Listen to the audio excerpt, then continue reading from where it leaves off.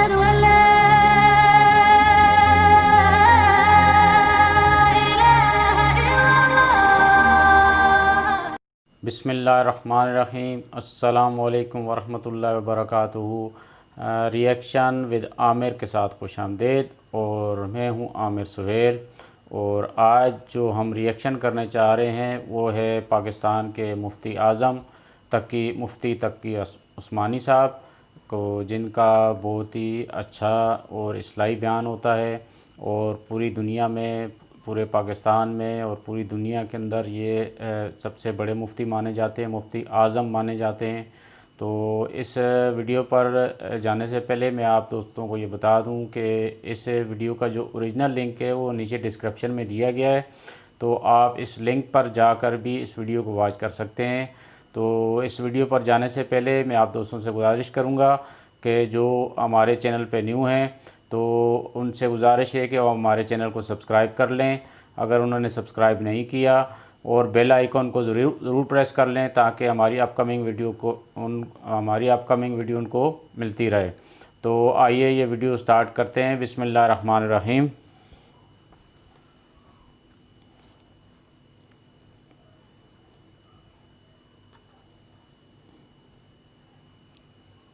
میں آپ کو خود اپنا تجربہ بتاتا ہوں کہ سن 1978 میں، یعنی آج سے تقریباً 38 سال پہلے مجھے سب سے پہلے امریکہ جانے کا اتفاق ہوا. اس وقت سن 1978 میں سب سے پہلے میں امریکہ گیا تھا، اور ایک مسلمان تنظیم کی دعوت پر گیا تھا. مسلمان تنظیم کا اس وقت بہت سی مسلمان تنظیموں کا ایک وفاق تھا جس نے ہمیں دعوت دی تھی. تو جب میں اس تنظیم میں پہنچا اور اس کا سالانہ کنونشن تھا، اس میں حاضری ہوئی، تو سب سے پہلے تو میں یہ دیکھ کر حیران رہ گیا کہ جب شام کو دعوت کا اہتمام کیا گیا تو اس میں کہیں دور دور حاضرین کے اندر اسلام اور دین کا کوئی شائبہ نظر نہیں آتا تھا. خواتین اور نوجوان لڑکیاں وہ مردوں کے ساتھ اور نیم برہنہ لباس میں بیٹھی ہوئی تھی، اور پھر اعلان یہ کیا گیا کہ اگر کسی کو حلال کو کھانا کھانا ہو تو مچھلی استعمال کریں، جس کا مطلب یہ تھا کہ کھانے میں حلال کا بھی کوئی فکر نہیں تھی.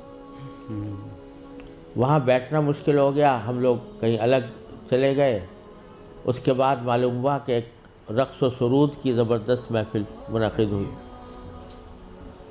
ایک بوٹنگ کا پروگرام تھا، اس بوٹنگ کے پروگرام میں سارا جو پروگرام تھا وہ رقص و سرود کی محفل میں گم ہو کر رہ گیا.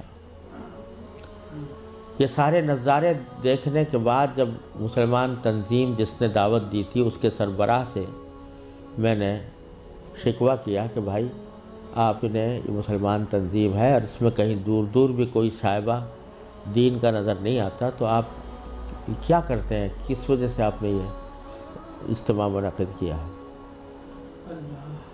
تو وہ لبنانی تھے وہ صاحب جن سے میں نے شکوہ کیا. تو اس کے جواب میں ان کی آنکھوں میں آنسو آنے لگے اور کہنے لگے مولانا آپ صحیح کہتے ہیں، لیکن یہ وہ قوم ہے کہ جس کے بارے میں بس ہم اتنا چاہتے ہیں کہ یہ کم از کم اپنے آپ کو مسلمان کہتی رہے.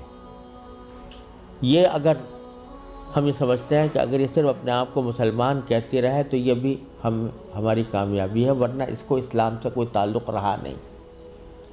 ان کے آباء و اجداد کھانے پینے کی تلاش میں، تجارت اور معیشت کی تلاش میں یہاں آئے تھے. ان کو اپنے بچوں کی تعلیم و تربیت کی کوئی فکر نہیں تھی. یہ اسی ماحول کے اندر پلے بڑے ہیں، اور اس کے نتیجے میں ان کو دور دور بھی کہیں ان کے اندر کوئی شائبہ دین کا نظر نہیں آتا. ہمارا کام صرف یہ ہے کہ ان کو اس بات پر جمع کر لیں کہ بھئی تم مسلمان ہو، اپنے آپ کو مسلمان کہتے رہو، ورنہ اسلام کی کوئی چیز ان کے اندر باقی نہیں رہی۔ یہ منظر میں نے سن 1978 میں اپنی آنکھوں سے دیکھا، اور یہ عبرت ہوئی کہ اگر مسلمانوں نے اپنے بچوں کو، اپنی نسلوں کو صحیح تعلیم و تربیت دینے کی طرف توجہ نہ دی تو اللہ بچائے یہ اس بات کی کا اندیشہ ہے کہ اللہ بچائے جو آنے والی نسلیں ہیں وہ اللہ بچائے مرتد نہ صحیح ہو بات جائیں۔ ہے، صحیح کہہ رہی ہیں۔ اور اگر خدا نہ کرے ہماری اس بے توجہی اور غفلت کی وجہ سے ایسا ہوا کہ ہماری نئی نسلیں گمراہ ہوئیں، غلط راستے پر گئیں، تو اس کا وبال ہمارے اوپر ہو، بے شک، بے شک۔ کیونکہ قرآن کریم کا ارشاد یہ ہے کہ ایھا الذین آمنوا قوا انفسکم واہلیکم نارا۔ جہنم سے بچانا صرف انسان کے لیے اپنا فرض نہیں ہے کہ وہ خود اپنے آپ کو بچائے، بلکہ اپنے گھر والوں کو بچانا بھی اس کی اپنی ذمہ داری ہے۔ بے شک۔ اور یہ بڑے شرم کی بات ہوگی کہ ہمارے آباء و اجداد نے ہمیں اللہ تعالیٰ کے فضل و کرم سے ایمان اور اسلام کی دولت ورثے میں عطا فرمائی، اور ہم اپنی اولاد کو اللہ بچائے غلط راستے کے اوپر ڈالنے کے ذمہ دار بنے۔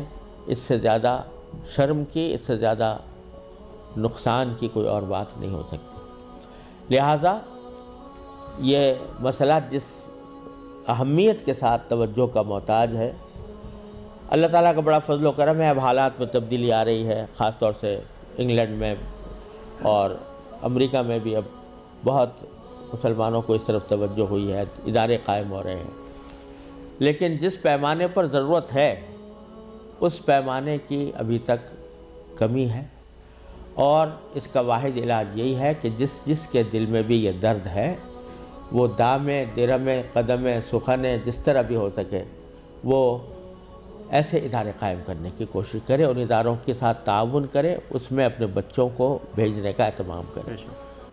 تو یہ تھے مفتی تقی عثمانی صاحب، بہت ہی اچھا اور بہت ہی اصلاحی بیان کر رہے تھے۔ تو وہ ہمیں بتا رہے تھے کہ بچوں کی تربیت کے بارے میں، کہ بچوں کی تربیت کیسے کی جائے گی۔ اگر ہم نے بچوں کی تربیت صحیح نہیں کی تو وہ ہو سکتا ہے کہ آنے والے وقتوں میں وہ مرتد ہو جائیں یا وہ اسلام سے ہٹ جائیں۔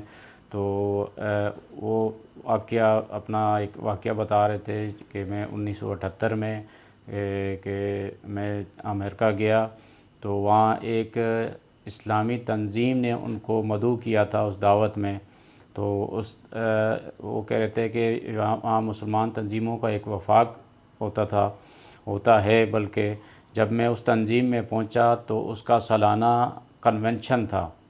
تو جب میں اس کنونشن میں پہنچا تو میں تو وہاں کا منظر دیکھ کر، وہاں کا جو سین تھا وہ دیکھ کر میں بالکل ہی حیران اور پریشان ہو گیا کہ یہ کیا ہو رہا ہے یہاں پہ۔ تو انہوں نے دیکھا کہ نوجوان لڑکیاں اور نوجوان عورتیں مردوں کے بیچ میں بیٹھی ہوئی ہیں برہنہ حالت میں۔ تو ان کو یہ دیکھ کر بہت افسوس ہوا۔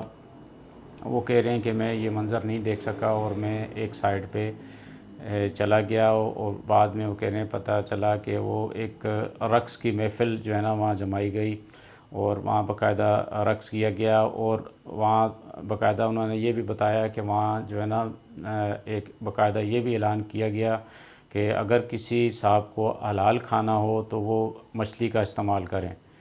تو مطلب اس کا ان کے کہنے کا مقصد یہ تھا کہ وہ حلال و حرام کی بھی وہاں کوئی تمیز نہیں تھی۔ تو ان کا مطلب ہے کہ کہنے کا مقصد یہ تھا کہ ان کے جو آباء و اجداد تھے وہ مطلب ذریعہ معاش کے سلسلے میں، روزگار کے سلسلے میں وہ امریکہ گئے تھے، اور امریکہ جانے کے بعد انہوں نے بچوں کی اسلام کی اور تربیت پر کوئی توجہ نہیں دی، اور وہ صرف معاش میں پڑے رہے، اور انہوں نے بچوں کی تربیت کی کوئی فکر نہیں کی، ان کو اسلام نہیں سکھایا، ان کو دین نہیں سکھایا۔ تو انہوں نے یہ کہا کہ اگر اسی طرح ہم چلتے رہیں گے اور اسلام کی اپنے دین کی فکر نہیں کریں گے اور اپنے بچوں کی تربیت کی فکر نہیں کریں گے تو آئندہ آنے والے وقتوں میں ہو سکتا ہے کہ ہماری جو نسلیں ہیں، ہماری جو بچے ہیں، وہ مرتد ہو جائیں، مطلب ہے اپنے دین سے ہٹ جائیں، اپنے اسلام سے ہٹ جائیں۔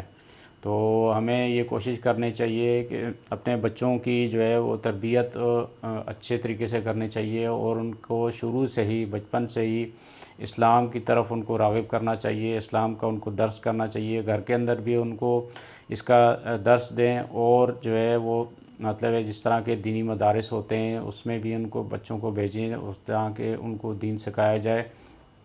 اور اگر ہم یہ بچوں کو دین نہیں سکھائیں گے تو لازمی بات ہے یہ وبال ہمارے اوپر ہی پڑے گا۔ جیسے کہ تقی عثمانی صاحب نے کہا کہ اگر ماں باپ جیسے گھر کا مرد جو ہے وہ سربراہ ہوتا ہے، یہ اس کی ذمہ داری ہوتی ہے، بروز قیامت اللہ پاک اس سے پوچھیں گے کہ تم نے اپنے گھر کی تربیت، اپنے بچوں کی تربیت کیسے کی۔ اب ہم دنیا کے معاملے میں تو کیا کرتے ہیں، گھر والوں پہ سختیاں کرتے ہیں، لیکن مطلب ہے کہ دین کے معاملے میں ہم سختی نہیں کرتے۔ تو یہ گھر کا جیسے بڑا فرد ہوتا ہے، جیسے گھر کا جو ہے مرد ہے، تو وہ پورے گھر کا حکمران ہوتا ہے، تو اس کو چاہیے کہ وہ اپنے گھر کے اندر اسلام کو نافذ کرے، اسلام دین کو نافذ کرے، اور بچوں کو نماز کا پابند بنائے اور قرآن کا ان کو پابند بنائے۔ ورنہ اگر ہم نے یہ نہ کیا تو بروز قیامت اللہ کے ہاں ہمیں اس کا جواب دینا پڑے گا کہ ہم نے اللہ نے بچوں کی تربیت کیسے کی۔ تو اللہ پاک سے ہم یہ دعا کرتے ہیں کہ اللہ پاک ہمیں جو ہے نا اپنے بچوں کی اسلام کے مطابق، دین کے مطابق، شریعت کے مطابق ان کی تربیت کرنے کی توفیق عطا فرمائے۔ تو اسی کے ساتھ ہم اس پروگرام کا، اس ریئیکشن کا دی اینڈ کرتے ہیں۔ تو اس ویڈیو کو ختم کرنے سے پہلے میں آپ دوستوں سے یہ ریکویسٹ کروں گا کہ ہمارے چینل کو سبسکرائب کر لیں جو ہمارے چینل پہ نیو ہیں، تو اور بیل آئیکن کو ضرور پریس کر لیں تاکہ ہماری اپ کمنگ ویڈیو آپ کو ملتی رہے۔ تو اسی کے ساتھ میں آپ سے اجازت چاہتا ہوں۔ السلام علیکم، فی امان اللہ۔ أشهد أن لا